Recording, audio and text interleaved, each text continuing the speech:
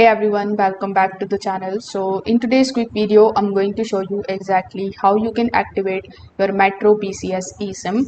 So first of all, what you need to do is you need to simply just make sure that your phone is eSIM compatible. It should be unlocked and then you need to connect it to a stable Wi-Fi network. Now, if you are activating a new line or if you are moving your existing MetroPCS service to an eSIM, you just have to first of all complete the activation via the Metro account or by following the instructions which are provided to you during the order. Once your eSIM is ready, your device will receive the eSIM profile and prompt you to install it.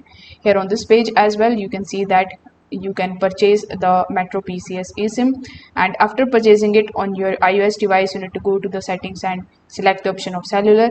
Then your device will automatically download your eSIM profile and you will be connected to the T-Mobile network.